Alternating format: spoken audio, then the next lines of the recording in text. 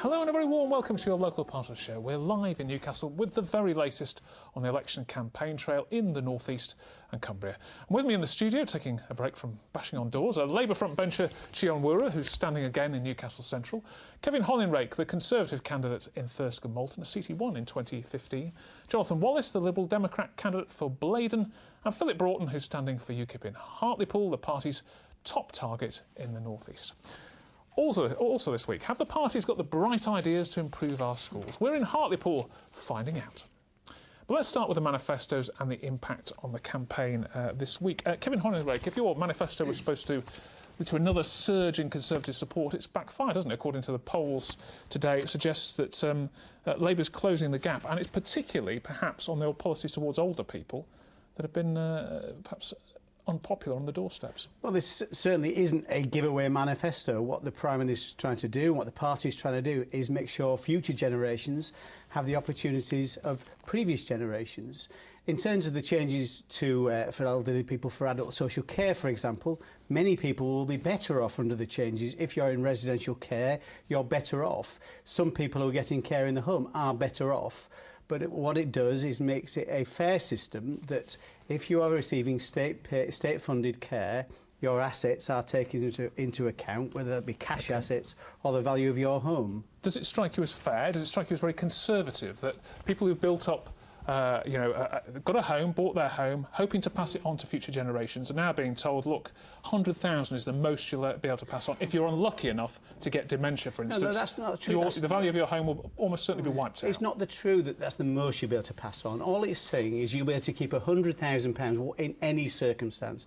Currently, the rule is £23,000. So well, you'd be able to keep your property as long as you stayed in your home. You'll be able to keep more. You don't have to sell your home or fund your care if you're getting domiciliary care, which is care in your own home. But clearly, if you don't need care, none of that money will go to the state whatsoever. You're comfortable selling that to Conservative voters? Absolutely right. It's a fair deal because the value of your home, your assets you've built up over time, should be taken into account in a means-tested assessment, whether you're getting care in a residential care home or care at home. OK, Chion Wura, on this issue, the Conservatives are being upfront. There's a difficult problem to solve. They're coming up with a solution.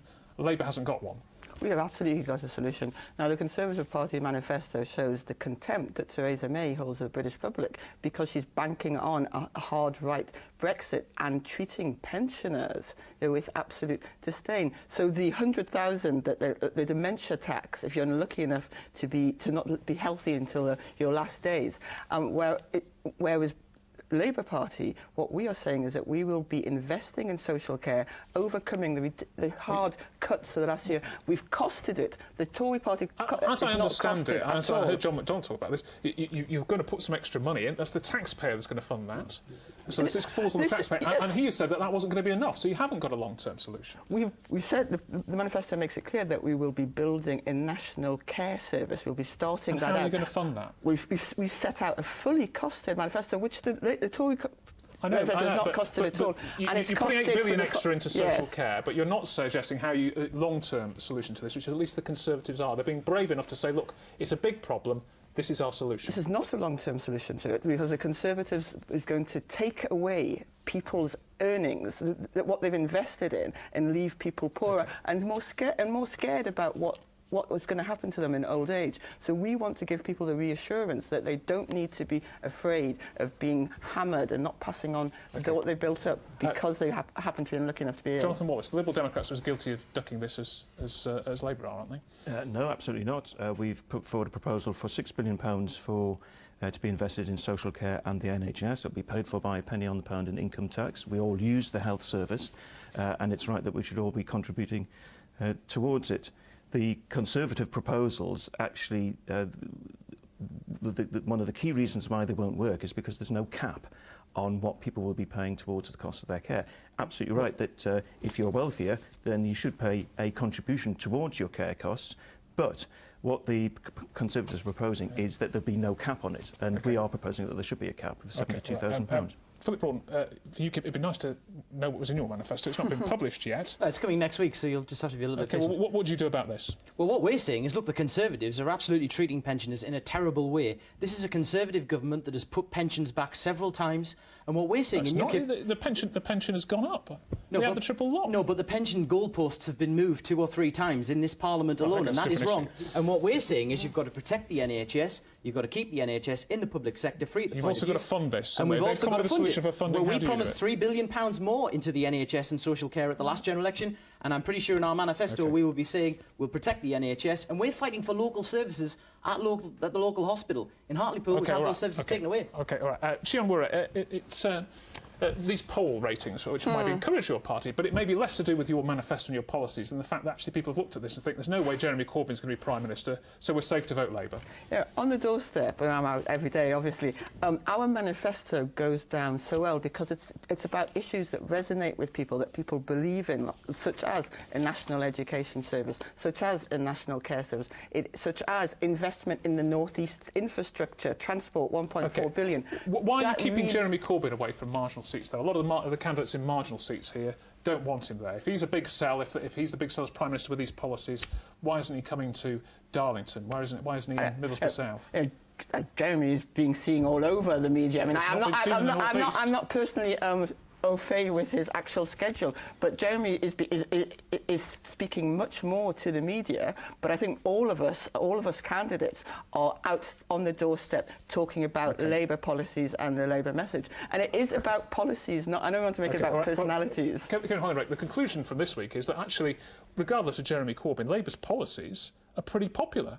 I don't really want to talk about Jeremy Corbyn, but I will talk about Theresa May. She's very trusted. What about on the Labour's doorstep. policies, though? They're eating into your lead. Labour policies don't add up.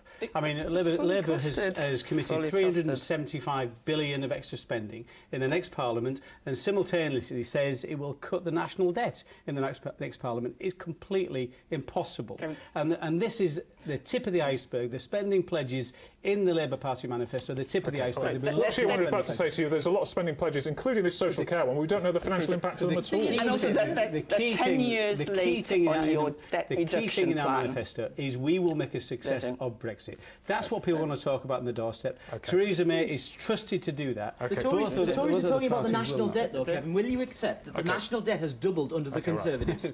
It has doubled, hasn't it? The deficit when we took over in 2007 was 153 billion. The national debt has I'm going to stop it there because there's so much more to discuss. Well, the Chancellor, Philip Hammond, was campaigning on Tyneside on Thursday, just hours after the Tory manifesto launched. Luke Walton asked him what was in the manifesto to help solve this region's long-standing economic problems like unemployment and low wages.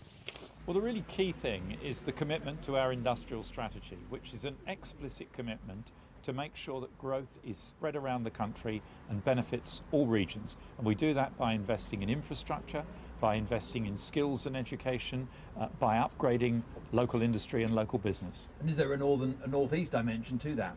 Of course, well, the Northern Powerhouse stretches right across the north, of course. That's an important initiative in itself. But it's about making sure that the benefits of economic growth are spread across the country. The Chancellor in North Shields. Chian Wurra, the unemployment figures this week saw a big dip in the North East. For the first time I can remember, London's actually got the highest unemployment rate and North East hasn't. It's great news for the Conservatives in the region, not so good news for Labour, is it? Oh, it's absolutely the case that working people in the North East know that we are, on average, worse off. So £1,400 not if you're in work and you weren't in work before. It's absolutely...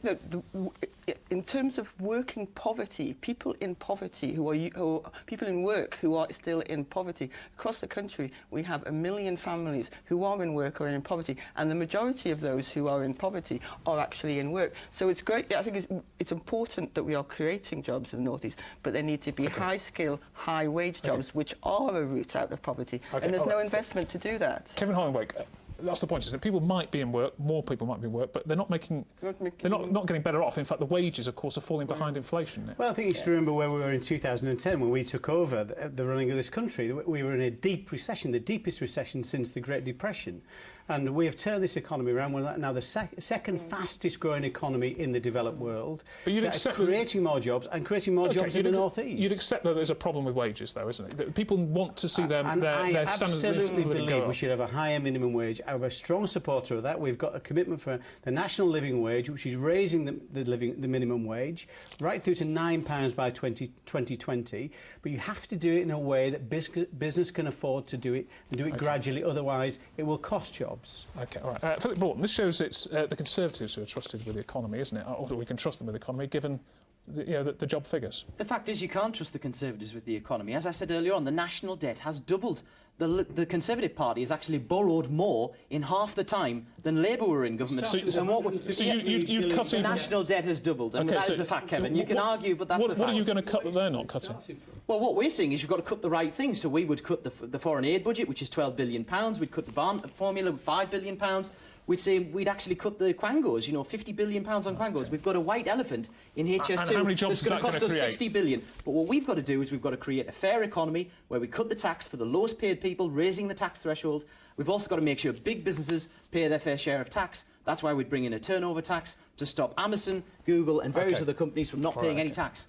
Jonathan Wallace, no sign here of a post-Brexit vote disaster for the region, is there? I mean, people like you were telling us that, as soon as we voted for this, it will be a disaster. Actually, we're in a pretty robust position going into these Brexit negotiations. The economy's in a good state. That's because we're still in the single market. And the key issue here for the region, because most of our exports go to the single market, is what access we're going to get to it. And Liberal Democrats would argue that we need to be in the single market. Even if Brexit goes ahead, we need to be in the single market to enjoy the benefits of that and to make sure that we, as the only region in the UK that exports more than we import, we can get access to the single market without being in it, to be able to get. Well, Zimbabwe has access to the single market. What we want, we're a bigger economy than Zimbabwe for the benefits of being a member of the single market. And the Liberal Democrats are the only party that's arguing that we should actually remain in the single market once Brexit has gone ahead. You're ignoring no, I'm not. No, I'll tell you, in the referendum last year, those supporting Brexit were saying there was going to be no danger to our membership of the single market. They misled us. We're leaving the single market. No, they didn't. Clear. No, they didn't. Absolutely not. No, they didn't. So, time to move on. Now, among the most eye-catching proposals in this week's manifestos were those focused on education, and not just Labour's promise to scrap university tuition fees. All the main parties agree that billions of pounds extra are needed to be spent in our schools to keep pace with rising pupil numbers. But the issue that really seems to divide them is the Conservative plan to reintroduce selective grammar schools. Luke Walton reports from Hartlepool. Well, the sea may be calm here on Hartlepool Marina, but the political waters are looking decidedly choppy. The town's had a Labour MP for more than 50 years, but the Conservatives and UKIP are increasingly confident of turning the political tide. And in that election campaign, education will be a vital issue. The town lags behind on academic results, though pupils at this local secondary are hitting the target. Its Ofsted ranking has gone from requires improvement to good. The head puts that down to hard graft. By hard work, by really focusing on the quality of teaching and learning, very much looking at quality of standards. GCSEs are an important benchmark, and last year across England, 57% of pupils got at least 5 of them, including English and maths, at grades A* to C. Across the North East, the figure was 55.7%. Across Hartlepool, 47.5%, the lowest in the region. Figures are better here, but teachers fear a funding squeeze could hamper progress. But if we're cutting and we're not keeping up with inflation, where's it going to go and where's it going to end? Are we going to end up with classes of 60 in rooms that fit for 30 students? Are we going to end up with no teaching assistants supporting those young people who really need support? Schools warn that spending isn't keeping up with rising costs and pupil numbers. And despite manifesto promises of extra investment, worries remain. When we're looking at the party manifestos, we're trying to understand which ones genuinely will see a real terms increase in education. It's not clear that with some of the proposals if they're going to achieve that level of extra funding into schools that's needed. Also igniting debate in this election, a controversial Conservative plan to allow the setting up of more selective grammar schools. Not a route staff here want to go down. I believe we deliver a very good education for those students in a comprehensive school. It worries me selection because it can create a divide in society. But supporters of the idea insist the international evidence is on their side. Look at one of the most successful, well, the most successful country in the world, in education. Singapore, successful economy, it has grammar schools, it has selection. Why not have something like that in the Northeast to raise standards, to raise aspirations, to improve education provision? If education reform is a battle line between parties, parents have more immediate concerns. I asked 3 of them for their message to the politicians, with changes to exams one of their bugbears. The government have put in new exams but not given the time for those children to actually learn what they need. Exams are a big part of children's secondary school education, and I suppose a mark of their achievement to move on to post-16. But the stress does worry me in terms of how the children cope with that. Don't mess around with the funding for schools. The funding must be there for the future of our children.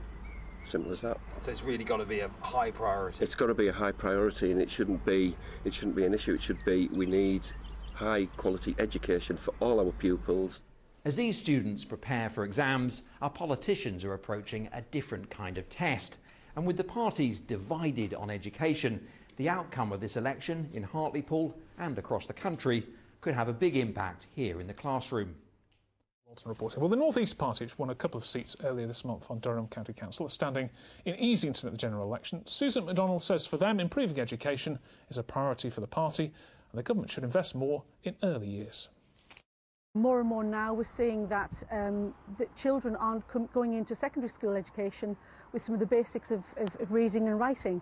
I think we need to invest a lot more time and effort in the early years of school, primary schools particularly, and then we would see a lot less effort having to be applied at the secondary school level.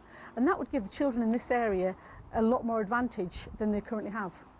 That's the view for the North East Party. Kevin Hollingray, whatever the arguments over funding, is going back to grammar schools really the key to bridging the gap in achievement in this region? Well, it's certainly not the only key. My children go to a comprehensive school. I think it's quite clear that what we need in schools is more funding and fairer funding. And one thing that the gentleman there was asking about, was saying about in terms of what he wanted to see, don't mess with the formula, don't mess with the funding. It cannot be right that some schools in London get 50% more in funding per pupil compared to schools in other parts of the country. We need a fairer funding formula. This government has committed to that in its last parliament and in this parliament. It's a total distraction then, isn't it, to try and then get a new generation of grammar schools. Actually just fund existing schools properly. Don't go down the grammar school route. What we need to do is do what works. As that gentleman said, Professor Tooley said, that Singapore has the best quality of education Are your on the children planet, missing out because they're not at a grammar school?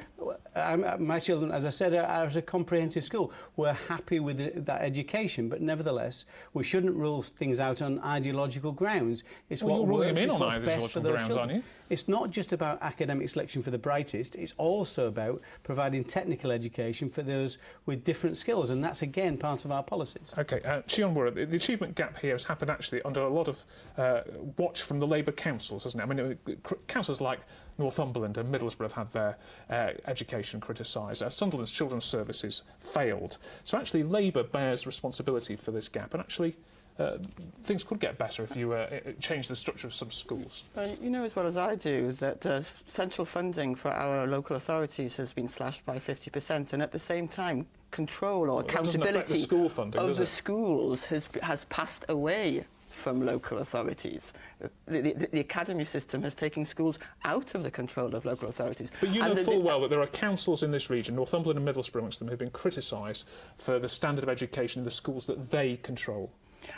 What we've seen is that the cutting of investment into our schools. There's a lot that can be done in terms of improving how we invest in teachers, for example, and improving funding. But what is really important here is the cuts to school funding, which have not been acknowledged by the government, and particularly early years. We, as the lady said there, we have lost 40% of our Sure Start centres in the North East. It's the highest level across the country. Some have gone into other organisations. The Labour Party is promising to invest £5 billion in early years, and that's going to be paid for by small increase in income tax for those earning over 80,000.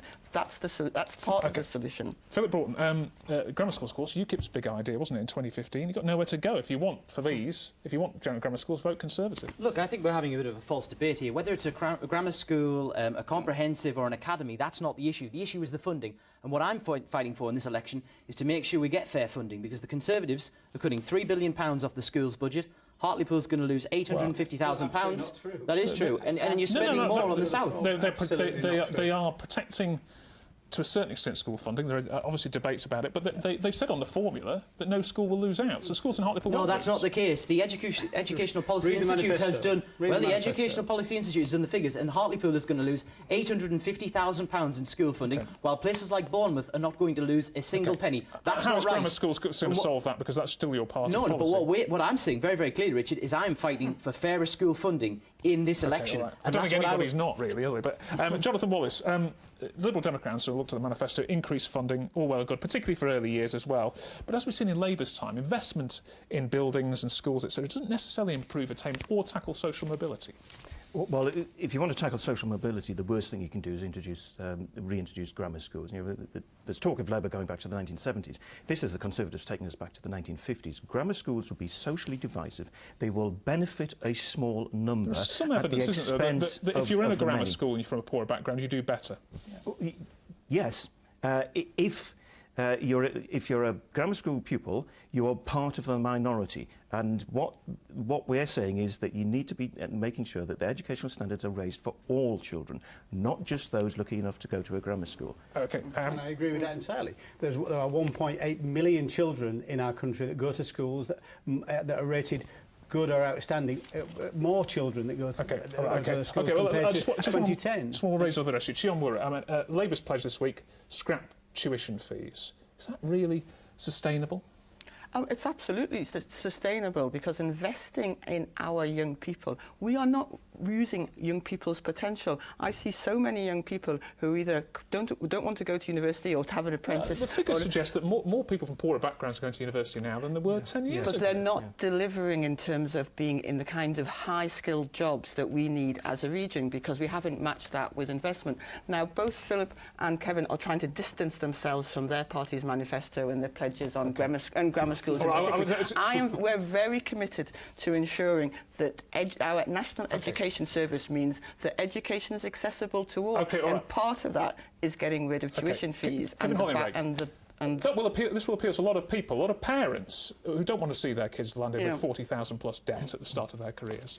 So, a basic fact in all this is the government has no money. If any funding you seek or you source has to come from taxpayers, who is it right that funds the education of people who decide to go to university? Who should fund that? The people who go or the people who don't go? And that's what you're talking about doing. This is £11 billion a year. We all benefit from more people going to university. We all benefit as a region. And more apprenticeships. OK, we'll have to leave it there. And apprenticeships. We're not going to get an agreement there. That's all from us for now. We're back same time, same place next Sunday, when the Green Party will be among the studio guests. And if you live in Workington in Cumbria, fancy putting a question to candidates there, look out for our Look North hot seats. They're heading your way on Wednesday. They'll be in Bishop Auckland following week. Now, though, back to Andrew.